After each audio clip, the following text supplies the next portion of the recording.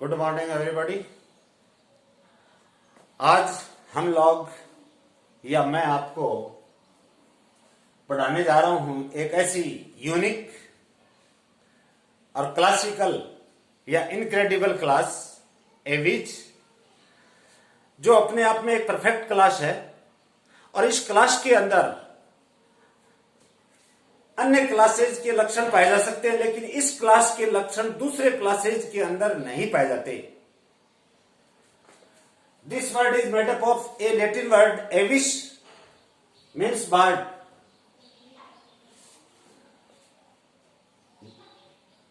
डिस्ट्रिक्टिव character क्या है कि देखो, birds constitute a well defined group of vertebrate animals.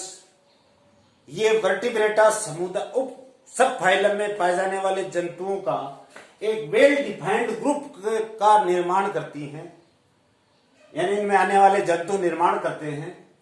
As a class, एक वर्ग के रूप में, they form A homogeneous group, अपने आप में समांगी समूह का, जिसमें इसकी विशेषता दूसरों में नहीं पाई जाएंगी। जैसे एक ही क्लास के अंदर एक ही ऑर्डर और एक ही ग्रेड वाले जंतुओं के ग्रुप को होमोजीनियस ग्रुप कहते हैं, तो इनमें पाए जाने वाले जो कैरेक्टर हैं वो होमोजीनियस होंगे। Then any other class of vertebrates, they possesses a series of strongly marked character. इसमें पाए जाने वाले जो लक्षण होंगे वो स्ट्रांगली मार्क्ड कैरेक्टर्स होंगे, यानी इनकी विशेषताओं को लिए हुए होंगे। इनकी विशेषताएं कुछ अलग ही प्रकार की होंगी। देन अपन चालू करते हैं क्लास एविज के डायग्नोस्टिक फीचर्स, नैदानिक लक्षण। They are fast flying vertebrates. Evolution की दृष्टि से देखा जाए तो ये सबसे पहले ऐसे वर्टिब्रेट्स हैं जो फ्लाइंग या उड़ने के लिए अडेप्टेड हुए हैं। Second, body is divisible into head, neck, trunk and tail. शरीर 4 भागों में विभाजित, सिर में, गर्दन में, ट्रंक में, धड़ में और टेल में। बट यहां देखिए, जो बोन्स, जबड़े में पाई जाने वाली हड्डियां प्रोलॉन्ग्ड आगे बढ़ जाती है इनटू ए टूथलेस बीक और बिल। जबड़े आगे अतिवृद्धि कर जाते हैं, जिसको अपन हेड से आगे अतिवृद्धि आउटग्रोथ कर लेते हैं या बढ़ जाते हैं, जिसको अपन बीक या बिल कहते हैं। But beak is toothless structure. 2 pair limbs present, forelimbs and hind limbs present, but forelimbs are modified as wings for flying. अग्रपाद पंखों में रूपांतरित हो गए, जो कि उड़ने में सहायता करते हैं, फ्लाइंग के लिए। Hind limbs are large and variously adapted for walking, running, perching, wading, sliding and swimming etcetera. यानी हैंड लिम्स जो है वो भी विभिन्न प्रकार के कार्यों के लिए अनुकूलित हो गए, चलने के लिए, दौड़ने के लिए, तैरने के लिए, ग्लाइडिंग के लिए यानी विसर्पण के लिए, और पर्चिंग के लिए, पक्षी साध। पर्चिंग किसको बोलते हैं कि पक्षी जो हैं वो पतले से पतले तार या टहनी पर बैठ करके विश्राम कर सकते हैं।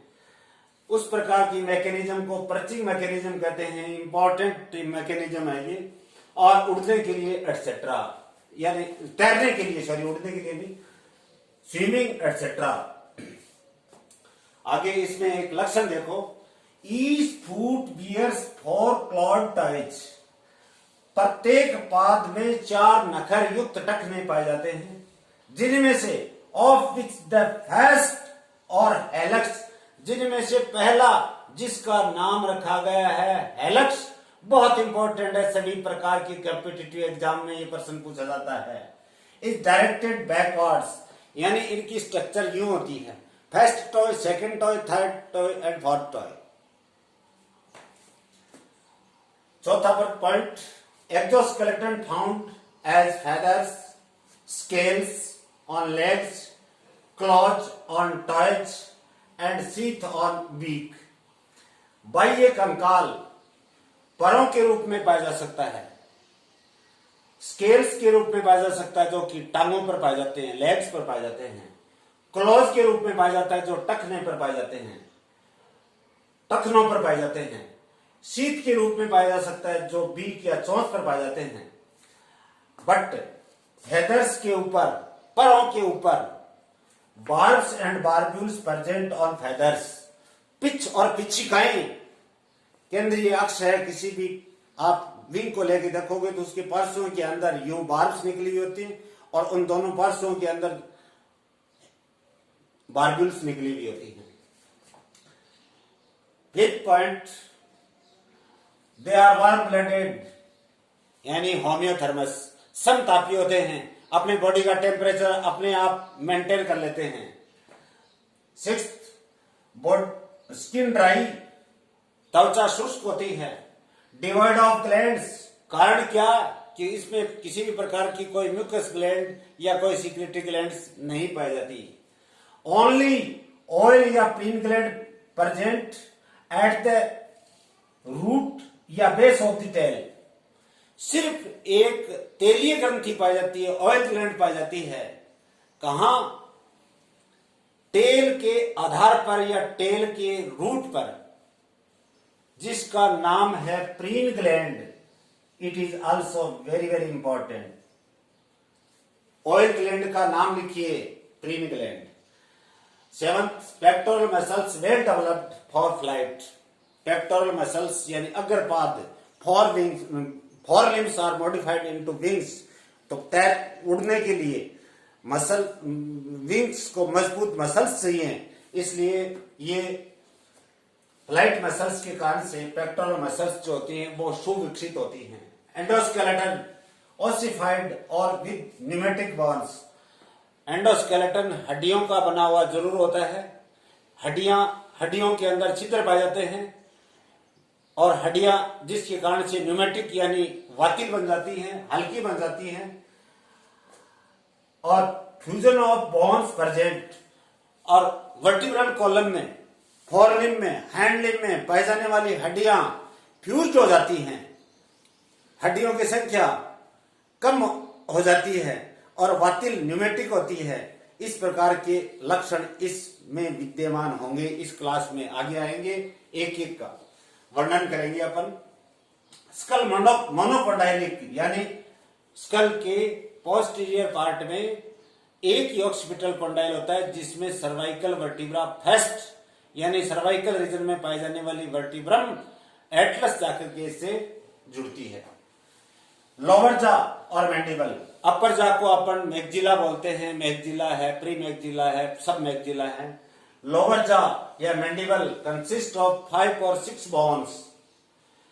लोअर जा या मैंडिबल 5 या 6 बोन्स के फ्यूजन्स के द्वारा बनता है और ये आर्टिकुलेट विद क्वाड्रेट बोन, यानी ये किसके साथ में जुड़ी हुई होती है? लोअर जा या मैंडिबल आर्टिकुलेट टू या विद क्वाड्रेट बोन के साथ में जुड़ी हुई होती है। 11 पॉइंट, वर्टिब्री हेटेरोसिलस या सैडल सेप्ट, कठी के नुमा यानी यो, कॉन्वेक्स कहते हैं इसको। कॉन्वेक्स में 6 लेटर आते हैं तो उत्तल होगा। कॉनकेव में 7 लेटर आते हैं, काउंट करके देखो तो इसका अर्थ होगा अवतल। तो कॉन्वेक्स होते हैं तो उत्तल। हिंदी मीडियम वाले छात्रों के लिए बता रहा हूं मैं आपको। सैडल सेप्ट होती हैं। हेटेरोसिलस, दोनों तरफ केविटी, एंटीरियर सेंट्रम के अग्र भाग और पश्च भाग में केविटीज उपस्थित होती है, एम्फिसिलस भी कहते हैं। यहां एक महत्वपूर्ण हड्डी आ रही है, synsacrum. A synsacrum is results by fusion of 1 posterior thoracic, 6 lumbar, 2 sacral and 7 anterior caudal vertebrae। 1627 याद रखो आप।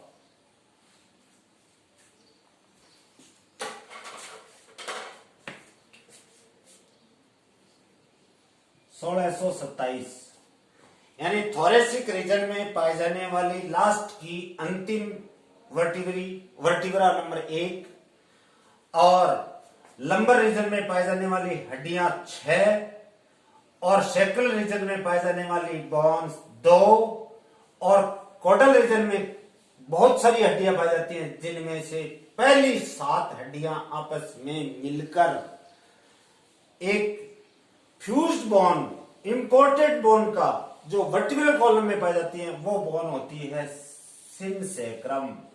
यानी 6 1 6 7 7 और 2 9 और 7 16 हड्डियों की फ्यूजन से इस फ्यूज्ड बोन सिनसेक्रम का निर्माण होता है।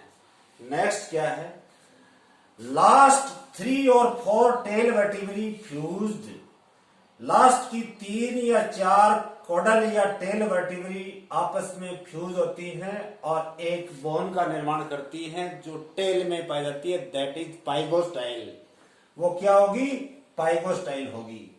स्टर्नम कील्ड, कील्ड का मतलब कॉन्वेक्स,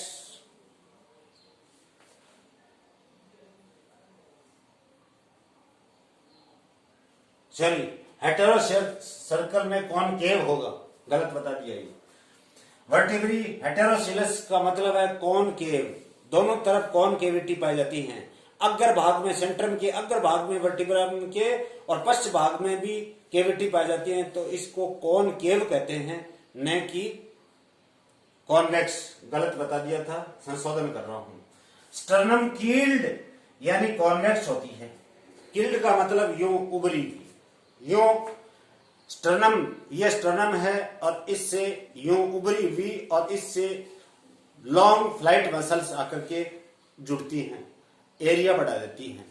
तो keeled structure for attachment of large flight muscles. 13 point, ribs double headed, ribs पसलियां जो पाई जाती हैं वो दोनों तरफ हेड वाली होती हैं, जिनको बाइसेफेलस भी बोलते हैं। And bear posteriorly directed uncinate process, पीछे की ओर मुड़ा हुआ यूं एक कांटा सा पाया जाता है जिसको अनसिनेट प्रोसेस बोलते हैं। ऐसे प्रोसेस भी, ऐसे प्रवर्त भी इन हड्डियों के ऊपर पाए जाते हैं। बहुत क्लेविकल, जैसे अपने में ये हंसली हड्डी बोलते हैं जिसको, ये क्लेविकल, यहां ये मान के चलो कि ये इंटरक्लेविकल है, ये मिलकर के 2 क्लेविकल और 1 इंटरक्लेविकल मिलकर एक वी की आकृति की, एक्चुअल में स्ट्रक्चर तो होता है यों, तो ये क्लेविकल और ये इंटर क्लेविकल मिलकर के एक वी शेप्ड बोन बनाती है, दैट इज फर्कुला या विश बोन भी कहते हैं, फर्कुला या विश बोन भी कहते हैं। नेक्स्ट 15 पॉइंट, कॉर्पल्स अग्रपाद में और पश्चपाद में tarsals.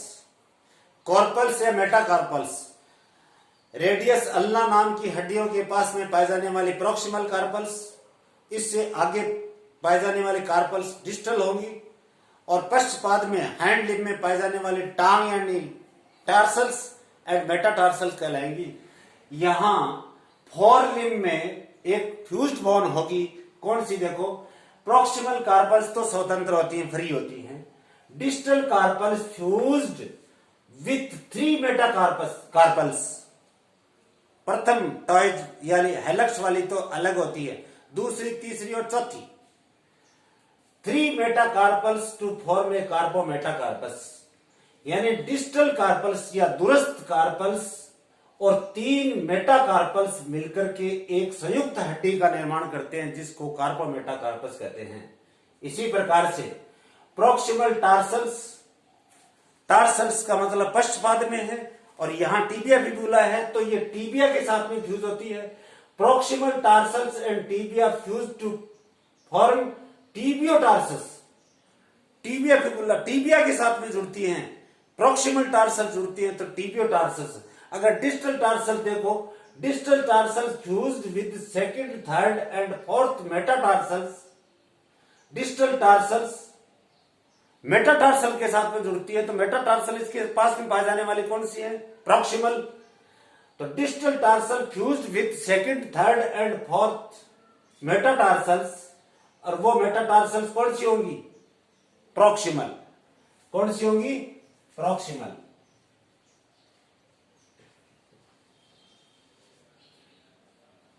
Proximal metatarsals fused and form a combined bone that is tarsometatarsus. First metatarsal bone remains free. हेलक्स या टॉयज या फर्स्ट टखने में पाए जाने वाली बोन सदैव फ्री रहती है, यानी मेटाटार्सल फ्री रहती है। 17 पॉइंट, उसोफेगस ग्रस्ट में डायलेटेड, विस्तारित हो जाती है, फूल जाती है। किसके लिए? Into crop for quick feeding and storage. ये क्रॉप में, अनपुट में रूपांतरित हो जाती है, जो तेजी से भोजन को ग्रहण और स्टोर करने में या भंडारण यानी अनाज को एकत्रित करने के लिए ये रूपांतरित हो जाती है। Stomach is also divided into two parts. आमाशय भी दो भागों में बढ़ जाता है। एंटीरियर पार्ट होगा ग्लैंडुलर, जिसको प्रोवेंट्रिकुलस बोलते हैं, और पीछे वाला भाग होगा मस्कुलर गिजार्ड। यानी stomach divided into glandular, proventriculus. जो ग्लैंडुलर है, यहां स्त्राव होगा, सीक्रेशन होगा, एंजाइम्स पाए जाएंगे, और ए मस्कुलर चक्की के रूप में पीसने वाली संरचना होती है, जिसको गिजार्ड या पेस्ट्री कहते हैं, उपस्थित होगा। अब मिडल ईयर के अंदर एक ओसाइकल पाया जाता है। उस ओसाइकल यानी हड्डी युक्त रचना को कोल्यूमेला कहते हैं। मिडल ईयर, पक्षियों के मिडल ईयर में पाए जाने वाली ओसाइकल का नाम लिखिए, उत्तर क्या होगा? कोल्यूमेला। हार्ट 4 चैम्बर्ड यानी 2 auricle 2 ventricle. Respiration by non distensible lungs, they bear air sacs, यानी श्वसन बिना फैले हुए, बिना फूलने वाले, न फूलने वाले फेफड़ों के द्वारा, और उसके ऊपर खूब सारे एयर सेक्स पाए जाते हैं। जैसे पिजन का रेस्पिरेटरी सिस्टम आप लोग पढ़ते होंगे, लगभग 13 एयर सेक्स उपस्थित होते हैं। Next, sound producing organ present, that is सिरिंक्स। Sound producing सिरिंक्स lies near the junction of trachea and bronchi. गले में पाई जाने वाली ट्रेकिया और उससे 2 ब्रोंकस निकलती हैं, उनके आधार पे एक संरचना पाई जाती है, दैट इज सिरिंक्स, और उसके द्वारा ये मधुर और लयबद्ध ध्वनियां, ये रिदमिक साउंड्स प्रोड्यूस करती हैं। किडनी 1 पेयर मेटारेफ्रिक होगी,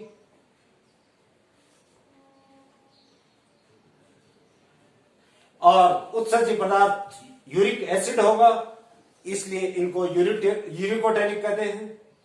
और यूरिनरी ब्लैडर सदैव अनुपस्थित होता है, क्योंकि अगर यूरिनरी ब्लैडर होगा तो यूरिन एकत्रित होगा, यूरिन एकत्रित होगा तो बॉडी का वेट बढ़ेगा, इसलिए यूरिनरी ब्लैडर अनुपस्थित होगा।